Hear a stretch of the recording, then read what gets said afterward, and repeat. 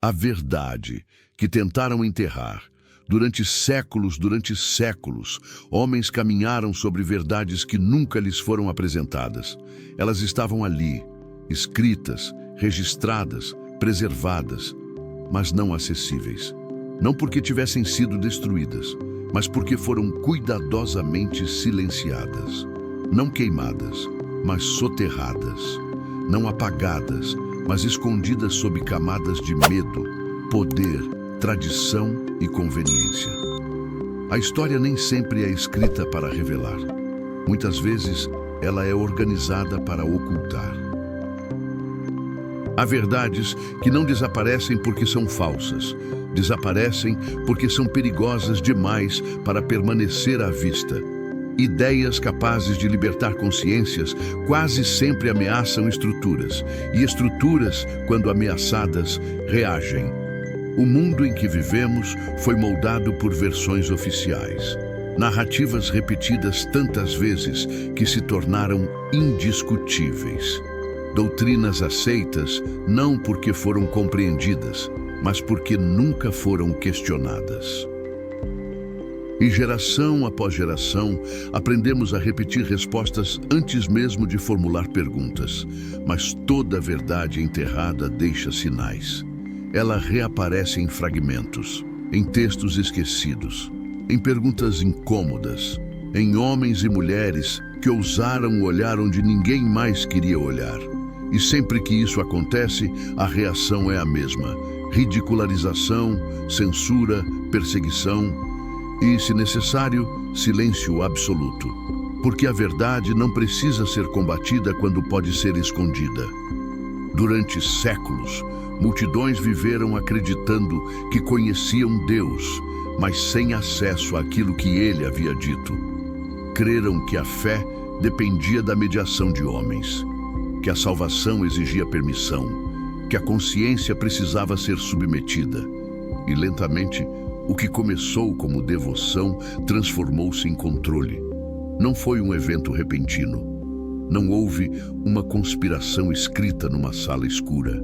Foi algo mais eficiente, um processo gradual, uma substituição silenciosa, palavra por ritual. Convicção por costume, verdade viva por tradição imutável. O povo não percebeu quando perdeu o direito de perguntar. A maioria sequer percebeu quando deixou de ler. Pois quando a verdade se torna inacessível, o erro não precisa gritar. Ele apenas ocupa o espaço vazio. Durante muito tempo, acreditou-se que fé era obediência cega, que questionar era rebeldia, que compreender era arrogância. E assim, gerações cresceram temendo a própria consciência, sem perceber que ela havia sido criada justamente para reconhecer a verdade. Mas mesmo soterrada, a verdade não morre. Ela permanece latente, espera, sobrevive em pequenos detalhes, em frases preservadas, em textos antigos guardados por monges que nem sempre concordavam com aquilo que copiavam, em línguas que poucos sabiam ler, em manuscritos que atravessaram guerras, incêndios e impérios. E quando o mundo parecia ter se esquecido completamente dela, algo começou a mudar. Não começou com uma revolução, não começou com uma guerra, não começou com um grito, começou com inquietação, um desconforto silencioso, uma sensação incômoda de que algo não estava certo, de que as respostas prontas não respondiam mais, de que a fé ensinada não trazia paz, mas medo, de que o Deus proclamado parecia distante, severo e inalcançável. Homens começaram a perguntar: se Deus é verdade, por que a verdade precisa ser escondida? Se a fé salva, por que o medo governa? Se a luz foi acesa, por que o mundo permanece em trevas? Essas perguntas não eram bem-vindas, elas nunca são, porque toda instituição tolera dúvidas, enquanto elas não ameaçam sua autoridade. O problema surge quando a pergunta não busca permissão, busca sentido, e foi exatamente isso que começou a acontecer. A verdade que tentaram enterrar durante séculos não estava perdida, estava trancada, e as chaves haviam sido entregues a poucos, não para proteger o povo, mas para controlá-lo. Quando apenas alguns podem ler, todos os outros precisam confiar. Quando apenas alguns interpretam, todos os demais obedecem. E quando a consciência é terceirizada, o poder se concentra. O povo não precisava entender, precisava apenas seguir. E seguiu, por muito tempo, até que o peso se tornou insuportável. O fardo da culpa jamais cessava. A sensação de insuficiência nunca desaparecia. Nenhuma oração parecia suficiente. Nenhum ritual trazia descanso. Nenhuma penitência silenciava o medo do juízo. As pessoas acreditavam em Deus, mas não conheciam sua voz. Conheciam regras, conheciam ameaças, conheciam promessas condicionais, mas não conheciam a liberdade. E talvez esse tenha sido o maior dos enterramentos, não da informação, mas da esperança. A verdade não havia sido enterrada apenas nos livros. Havia sido enterrada no coração humano, porque quando a verdade é substituída por medo, o homem se torna facilmente governável. Durante séculos, a fé foi administrada, medida, regulada, vendida, distribuída conforme o merecimento ou conforme o pagamento. E poucos perceberam o absurdo que isso representava, até que alguém começou a ler, não para desafiar o sistema, não para causar ruptura, não para incendiar o mundo, apenas para entender. O que estava escrito não combinava com o que era ensinado. As palavras antigas diziam uma coisa, as práticas diziam outra. O texto falava de graça, o sistema falava de dívida, o texto falava de fé, o sistema falava de mérito, o texto falava de liberdade, o sistema falava de submissão. E quando essas diferenças começaram a emergir, algo se tornou inevitável. A verdade não permaneceria enterrada para sempre. Porque nenhuma estrutura, por mais poderosa que seja, consegue conter eternamente aquilo que foi escrito para libertar. O que estava escondido não era uma nova doutrina. Era algo muito mais perigoso. Era o retorno àquilo que sempre esteve ali. A verdade não precisava ser criada, apenas desenterrada. E quando isso começou, não havia como prever o que aconteceria em seguida. Porque quando a verdade vem à tona, ela não pede licença, ela não negocia, ela não se adapta, ela apenas revela. E toda revelação cobra um preço. O mundo estava prestes a descobrir que aquilo que fora enterrado durante séculos não estava morto. Estava esperando. A verdade não emergiu de uma vez. Ela começou a incomodar antes de ser compreendida, como um sussurro persistente na consciência de homens que jamais haviam sido treinados para ouvir por si mesmos. Durante muito tempo, acreditou-se que pensar era perigoso, que interpretar era arrogância, que questionar era sinal de rebeldia espiritual. A obediência havia se tornado a virtude suprema, não a obediência a Deus, mas a estrutura que dizia representá-lo. Poucos percebiam a diferença. O sistema era eficiente. Ele não precisava mentir abertamente, bastava repetir. A repetição constante transforma qualquer afirmação em verdade aceitável. E quando algo é aceito por gerações inteiras, deixa de ser analisado, passa a ser herdado. Assim, o medo tornou-se tradição, a culpa tornou-se disciplina, o silêncio tornou-se sagrado. A maioria não tinha acesso às escrituras.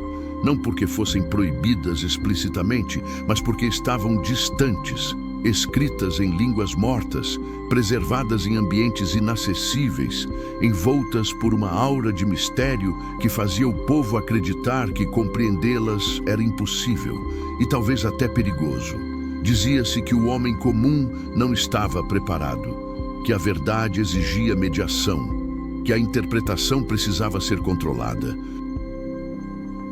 Mas por trás dessa justificativa havia algo mais profundo. Quem controla o significado, controla a consciência.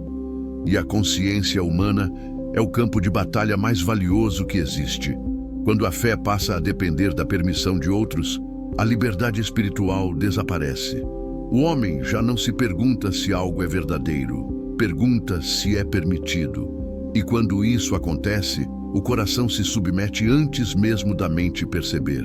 Durante séculos, essa lógica moldou civilizações inteiras. As pessoas não buscavam entender Deus, buscavam apaziguá-lo, não se aproximavam, se escondiam, não descansavam, temiam. O céu havia se tornado distante, o inferno próximo demais. A vida espiritual transformou-se numa tentativa incessante de compensar falhas. Cada erro exigia reparação, cada falha aumentava a dívida. Nenhum esforço parecia suficiente, e quanto mais o homem tentava alcançar Deus, mais distante ele parecia estar. Era uma fé exaustiva, uma fé sem descanso. Uma fé onde a salvação era sempre possível, mas nunca segura. E isso produzia um tipo específico de ser humano, obediente, culpado e dependente. Não era necessário vigiar todos. Bastava ensinar o medo. Mas em meio a esse cenário, algo inesperado começou a acontecer. O acesso ao conhecimento aumentava lentamente. Universidades surgiam. Manuscritos antigos eram redescobertos. Línguas esquecidas voltavam a ser estudadas.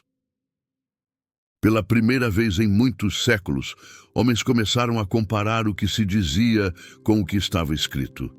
E a diferença era perturbadora. O texto falava de um Deus que se aproxima. O sistema falava de um Deus que exige distância. O texto falava de perdão.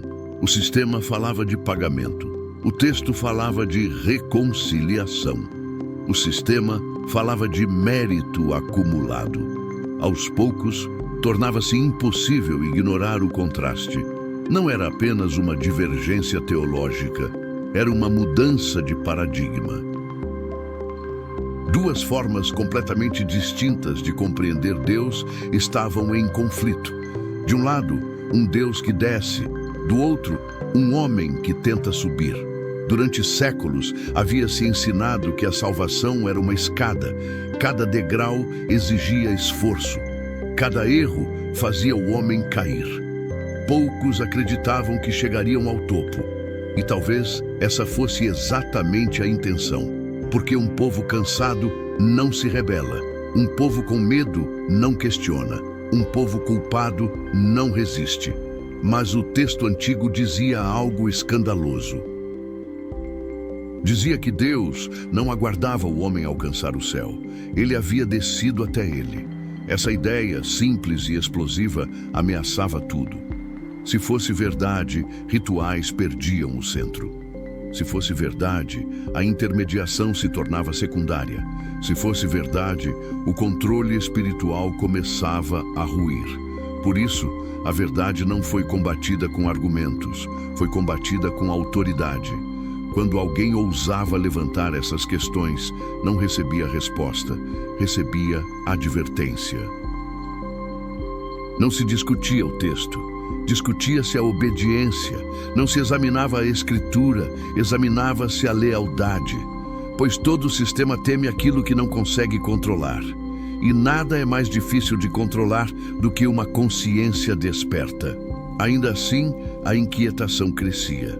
Alguns homens começaram a perceber que o problema não estava apenas na prática, mas na base. A teologia havia sido construída sobre traduções imprecisas. Palavras haviam sido alteradas sutilmente. Conceitos haviam sido reinterpretados ao longo dos séculos, até que o significado original fosse quase irreconhecível. Uma palavra grega podia mudar tudo. Uma frase mal traduzida podia sustentar séculos de doutrina equivocada. E quando esses detalhes vieram à tona, a reação foi imediata. Porque a verdade, quando desenterrada, não apenas esclarece, ela expõe. Expõe abusos, expõe manipulações, expõe interesses. Não era apenas uma questão espiritual. Havia poder político envolvido. Reinos sustentavam igrejas. Igrejas legitimavam reis. Questionar uma significava ameaçar a outra. A verdade tornava-se perigosa não por ser falsa, mas por ser livre. E liberdade sempre assusta quem governa por meio do medo. À medida que mais pessoas começaram a ler, algo mudou no coração do povo. Não houve revolução imediata. Não houve confrontos públicos. Houve algo mais profundo e mais difícil de conter. Houve consciência. O homem passou a perguntar: se Deus falou, por que não posso ouvir? Se a palavra foi escrita para o povo, por que foi retirada dele? Se a verdade liberta, por que ela foi trancada? Essas perguntas não podiam ser apagadas, porque uma vez que a mente desperta, ela não retorna ao sono anterior. O que estava enterrado começava a respirar novamente. E aqueles que viviam do silêncio começaram a perceber o perigo. Não se tratava mais de um detalhe doutrinário. Tratava-se de quem possuía autoridade sobre a alma humana. A verdade emergia lentamente, como fogo sob cinzas antigas, ainda invisível para muitos, mas quente o suficiente para queimar quem se aproximasse demais. E quando o fogo começou a aquecer, ficou claro que alguém teria de decidir. Ou a verdade seria novamente soterrada, ou o mundo seria forçado a encará-la. Música cresce de forma contida. O que ninguém sabia naquele momento é que essa decisão não seria feita por reis, concílios ou impérios.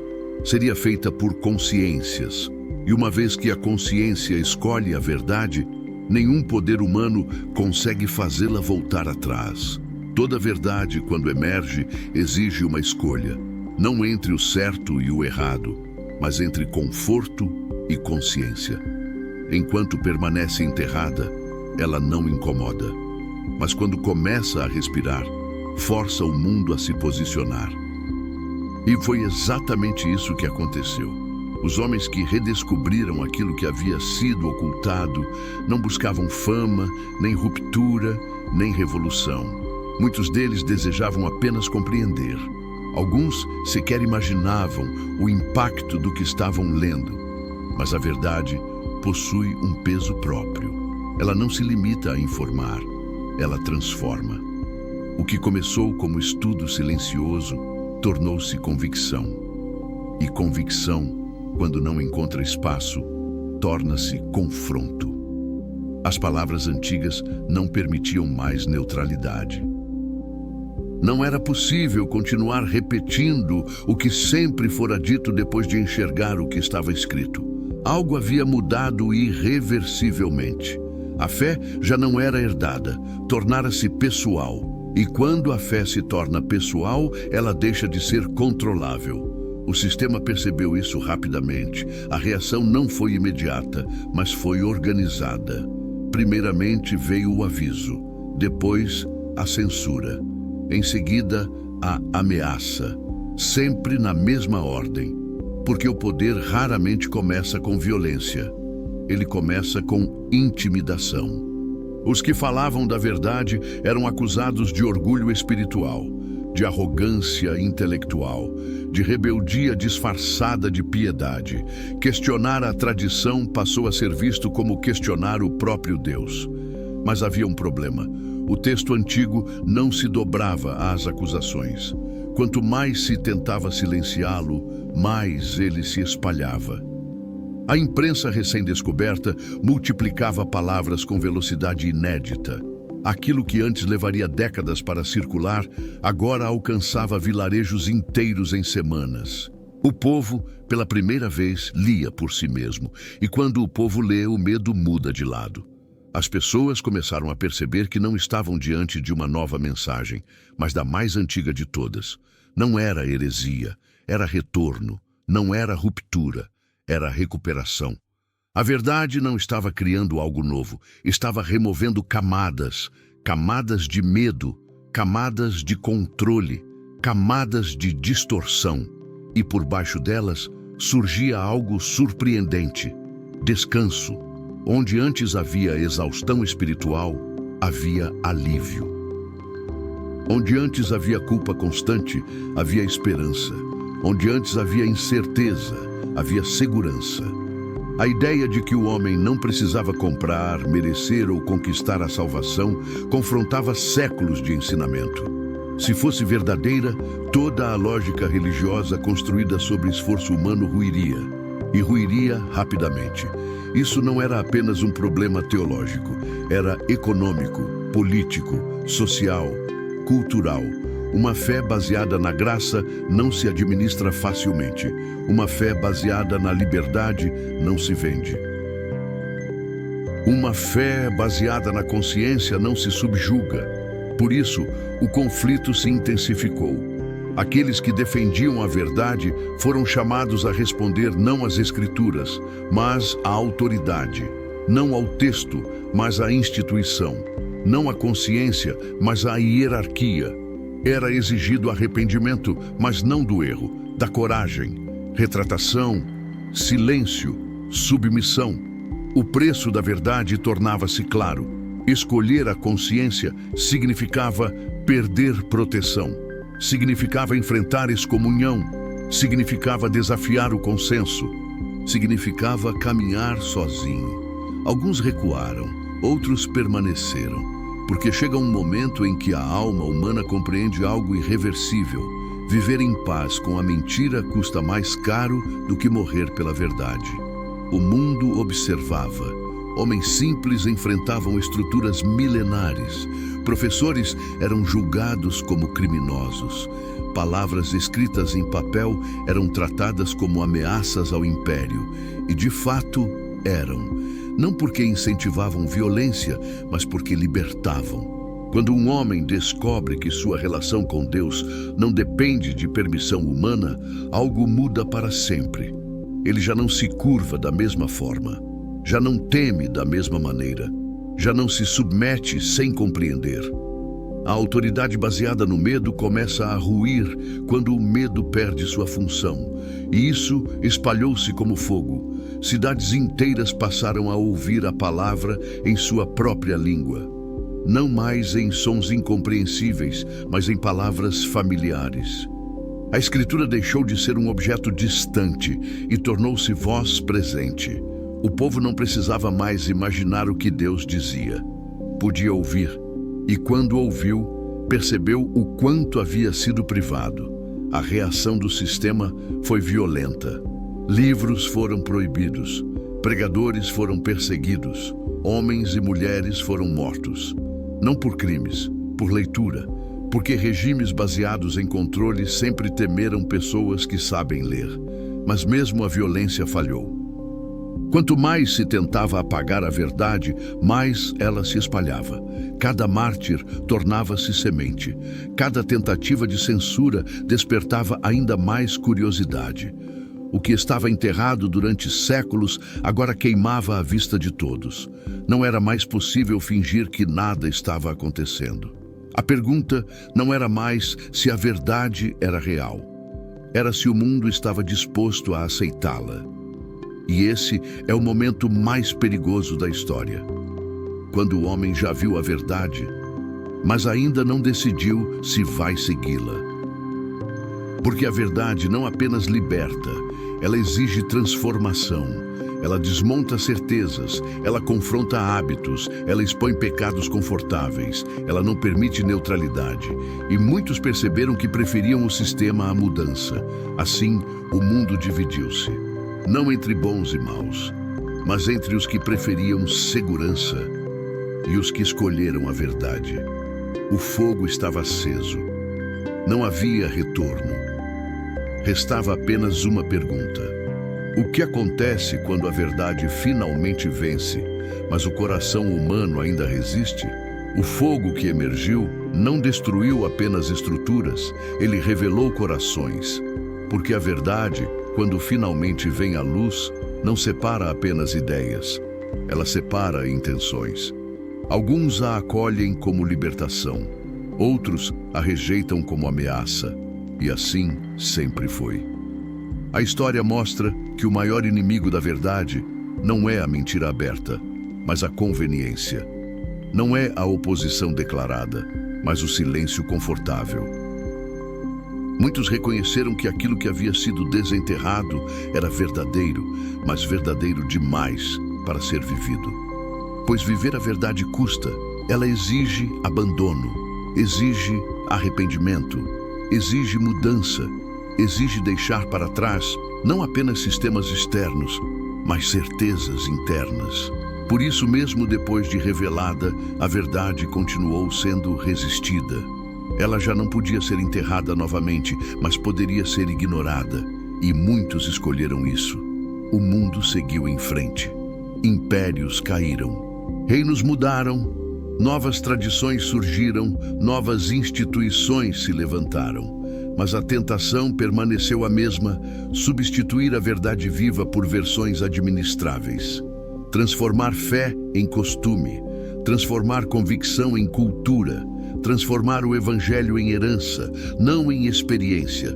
O perigo nunca foi perder a verdade outra vez, foi acostumar-se a ela, pois aquilo que se torna comum deixa de ser precioso. A verdade que havia incendiado consciências passou, aos poucos, a ser tratada como conhecimento histórico, estudada, citada, debatida, mas nem sempre vivida. O fogo que antes queimava agora iluminava, porém aquecia menos, e isso levanta uma pergunta incômoda. Será que a verdade ainda queima em nós? Ou tornou-se apenas algo que sabemos, mas não sentimos? Porque a verdade não foi dada apenas para ser compreendida, foi dada para ser vivida. Ela não transforma o mundo quando é ensinada. Transforma quando é aplicada. Séculos se passaram desde que aquilo que estava enterrado veio à tona. Mas a luta permanece surpreendentemente atual. Ainda hoje, há sistemas que preferem controle à consciência. Há vozes que preferem silêncio à convicção. Há instituições que preferem tradição à verdade, e há pessoas que preferem conforto à transformação.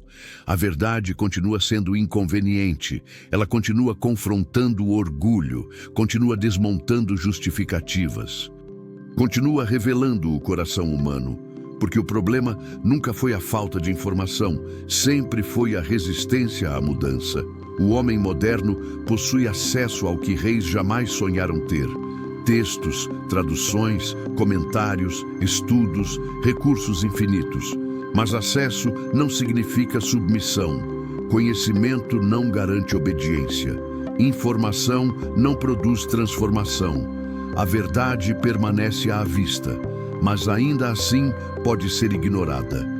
Ela não está mais enterrada sob pedra, mas pode ser soterrada sob distração. Não escondida em mosteiros, mas abafada pelo ruído constante. Não proibida por autoridades, mas negligenciada por escolhas. E talvez esse seja o maior paradoxo do nosso tempo.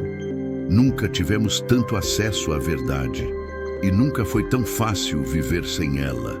O fogo ainda queima, mas nem todos se aproximam. Alguns o observam à distância, outros o estudam academicamente. Poucos permitem que ele os consuma, porque quando a verdade toca o coração, ela não pede permissão para mudar aquilo que encontra. Ela não se adapta à nossa agenda, não respeita nossos limites, não negocia com nossos pecados favoritos. Ela entra como luz em um quarto escuro e revela tudo o que estava ali, inclusive aquilo que preferíamos não ver. E talvez por isso muitos ainda tentem enterrá-la, não com pedras, mas com indiferença, não com proibições, mas com adiamento. Depois, um dia, quando for o momento certo. Mas a verdade nunca espera. Ela chama, ela confronta, ela convida, ela insiste. E cada geração precisa decidir o que fará com ela. Não é suficiente saber que a verdade foi desenterrada. A pergunta final é outra: o que você fará com ela agora? Porque aquilo que tentaram enterrar durante séculos não foi apenas uma doutrina esquecida, nem um texto antigo, nem um capítulo da história. Foi o convite mais perigoso já feito ao ser humano. A possibilidade de viver diante de Deus com consciência livre, sem medo, sem intermediação, sem barganha, sem máscaras. A verdade permanece viva.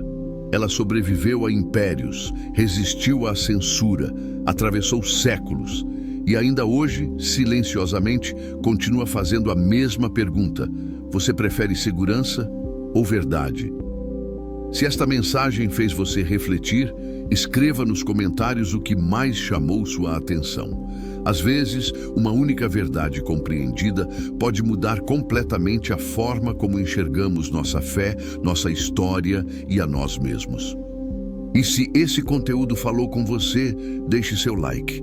Isso ajuda essa mensagem a alcançar outras pessoas que também precisam ouvi-la. Porque a verdade que não pode ser apagada continua chamando.